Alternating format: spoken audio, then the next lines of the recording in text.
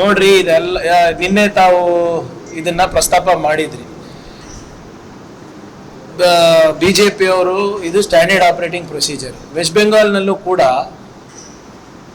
ಈ ಪ್ರಕ್ರಿಯೆ ಪ್ರಾರಂಭ ಆದಾಗ ಪ್ರತಿಭಟನೆ ಮಾಡಿದ ಯಾವ ಪಾರ್ಟಿ ಹೇಳಿ? ಬಿಜೆಪಿ ಅವರೇ. ಸುಮ್ಮನೆ ಪ್ರತಿಭಟನೆ ಮಾಡ್ದಂಗೆ ತೋರಿಸ್ಬೇಕು, ಹೋಗಿ ದೂರು ಕೊಟ್ಟಂಗೆ ಇರಬೇಕು, ಮ್ಯಾಚ್ ಫಿಕ್ಸಿಂಗ್ ಆಗಬೇಕು, ಎಲ್ಲರಿಗೂ ಹೊರಗಿಡ್ಬೇಕು ಅಷ್ಟೇ. ನೀವು ನೋಡಿ, West Bengal is a classic play book. ಅಲ್ಲೂ ಅವರೇ ಪ್ರೊಟೆಸ್ಟ್ ಮಾಡಿದ್ದು. ಈಗ ನೀವೇ ಹೇಳಿ, ಕ್ಯಾಬಿನೆಟ್ನಲ್ಲಿ ಒಂದು 12 ತೀರ್ಮಾನಗಳಾಗಿದೆ. ಈ SIR ಪ್ರಕ್ರಿಯೆಯಲ್ಲಿ ಇರುವಂಥ ಲೋಪಗಳನ್ನು ಬಹಳ ವೈಜ್ಞಾನಿಕವಾಗಿ, ಬಹಳ ಲಾಜಿಕಲಿ, ಸಂವಿಧಾನಿಕವಾಗಿ ನಾವು ಅವರಿಗೆ ಕೆಲವು ಸಲಹೆ ಮತ್ತು ಪ್ರಶ್ನೆಗಳನ್ನು ಕೇಳಿದ್ದೀವಿ. ಯಾರು? ಕರ್ನಾಟಕ ರಾಜ್ಯ ಸರ್ಕಾರ. ನಾನು ವೈಯಕ್ತಿಕವಾಗಲ್ಲ. ಅದನ್ನು ನಾವು ಹೋಗಿ ಅವರಿಗೆ ಕೊಡಬೇಕು ಅಂದರೆ ನಮಗೆ ಟೈಮ್ ಕೊಡಲ್ಲ. ವಿರೋಧ ಪಕ್ಷದವ್ರಿಗೆ ಕೊಡ್ತಾರೆ ಅಂದರೆ ಏನರ್ಥ? ಯಾರ ಕೈಗೊಂಬೆ ಇವರು? ಇಡೀ ವ್ಯವಸ್ಥೆಯನ್ನ ಇವರು ಕ್ಯಾಪ್ಚರ್ ಮಾಡೋ ಪ್ರಯತ್ನ ಮಾಡ್ತಾ ಇದ್ದಾರೆ. ಬಿಜೆಪಿ ಮಾಡಿದ್ದಾರೆ, ಮಾಡೋ ಪ್ರಯತ್ನ ಅಲ್ಲ, ಮಾಡಿದ್ದಾರೆ. ವೆಸ್ಟ್ ಬೆಂಗಾಲಲ್ಲಿ ನೋಡಿದ್ದೀರಾ, ತಮಿಳ್ನಾಡುನಲ್ಲಿ ನೋಡಿದ್ದೀರಾ, ಕೇರಳನಲ್ಲಿ ನೋಡಿದ್ದೀರಾ, ಬಿಹಾರ್ನಲ್ಲಿ ನೋಡಿದ್ದೀರಾ. ನೀವೇ ಹೇಳಿ, ಚೀಫ್ ಎಲೆಕ್ಷನ್ ಕಮಿಷನರಿಗೆ ಯಾಕ್ರಿ ಜುಡಿಷಿಯಲ್ ಇಮ್ಯುನಿಟಿ ಬೇಕು? ಅವರು ಕಾನೂನಾತ್ಮಕವಾಗಿ ಕೆಲಸ ಮಾಡಬೇಕು, ಸಂವಿಧಾನಾತ್ಮಕವಾಗಿ ಕೆಲಸ ಮಾಡಬೇಕಲ್ಲ. Is a constitutional nominee. It's a constitutional body.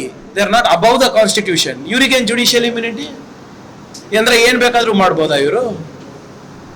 70-80 MLAಗಳಿಗೆ, MP ಗಳಿಗೆ ಹೊರಗೆ ಹಾಕ್ಬಿಟ್ಟು ಈ ಬಿಲ್ಲನ್ನು ಪಾಸ್ ಮಾಡ್ತಾರಲ್ಲ, ನಾಚಿಕೆ ಬರಲ್ವಾ ಈ ಸರ್ಕಾರಗಳಿಗೆ, ಕೇಂದ್ರ ಸರ್ಕಾರಕ್ಕೆ?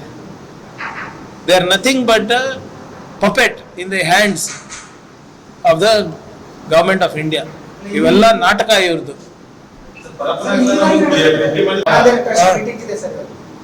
ನಮ್ಗೇನ್ ಸಂಬಂಧ?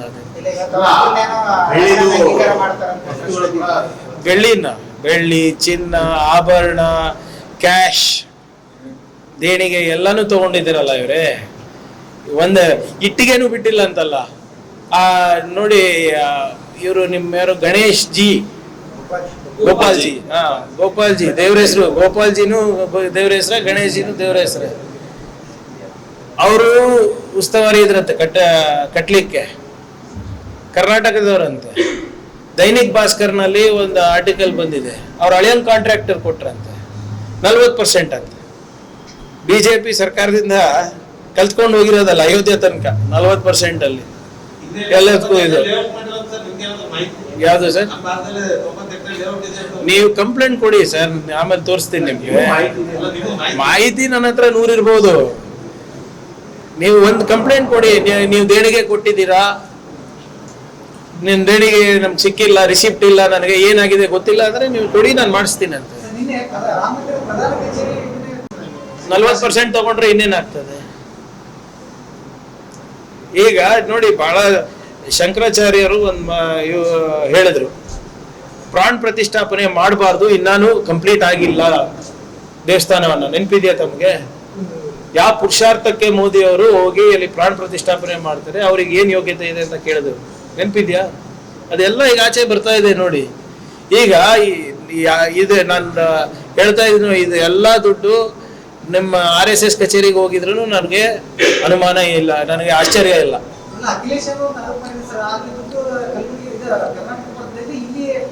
ನೋಡ್ರಿ, ಆ ಜಗನ್ನಾಥ್ ಭವನಿಗೂ ಹೋಗಿರ್ತದೆ, ಕೇಶವ ಕೃಪಾಗೂ ಹೋಗಿರೋ ಸಾಧ್ಯತೆ ಇದೆ.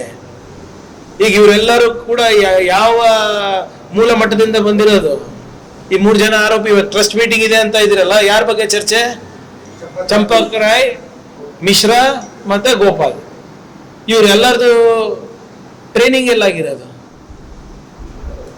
RSS ನಲ್ಲಲ್ವಾ? ಮತ್ತೆ ಅಷ್ಟನ್ನ ಅವರಿಗೆ ಪಿತೃಭಕ್ತಿ ಇರ್ತದಲ್ಲ.